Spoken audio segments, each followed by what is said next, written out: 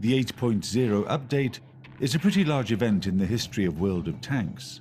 It's bringing massive changes to the gameplay, with the implementation of the new physics.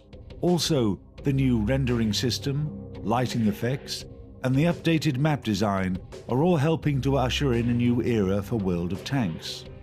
The developers have put in a lot of work retooling 10 classic maps. Himmelsdorf, Karelia, Redshire, Lakeville, Cliff, and a few others are getting an update. The rest of the maps will receive the improvements in future updates. 10 maps for the first wave is nothing to scoff at. The first thing you'll notice when you visit the upgraded maps is the new lighting, sky, and shadows. The shadows are really impressive and will appear even for distant objects. Players are really going to notice the difference.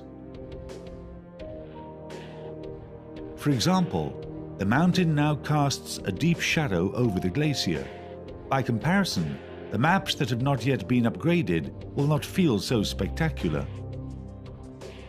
You'll now get to experience a lot more of the atmosphere for each map. The seasons will really come to life. It's going to feel like winter on Arctic region. Everything will be in blue tints. Snow glinting under the sun. The sky will look frosty, and you'll see ice at the edge of the water near the coast. The same thing goes for Redshire. It'll scream autumn. The grass, the sky, the bushes, the leaves, and most importantly, the lighting. You'll feel winter on Mountain Pass. You'll feel a summer sunset on Cliff. Every map will have its own distinct atmosphere. We're really excited to show it off. The developers have put a lot of work into the details of the map.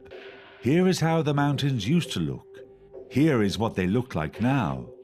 This is what water near the coast used to look like. And this is what they look like after the upgrade. The developers even added really subtle things. For example, they added fallen leaves onto trees, and other beautiful little brushstrokes like that. They make a huge difference. Something to note, something very important actually, is that the frames per second will actually improve on the new maps, or at least stay the same if you decide to use the higher settings. The new rendering system is going to really help the game run more smoothly. This is really good news for players who have older computers or use notebooks. They'll be able to use the ultra-low settings. They may miss out on some of the new graphical features, but they'll have a better playing experience with the rendering improvements. We hope you enjoy the preview of the features that the developers are working on. In the next episode, we'll take a closer look at the new physics.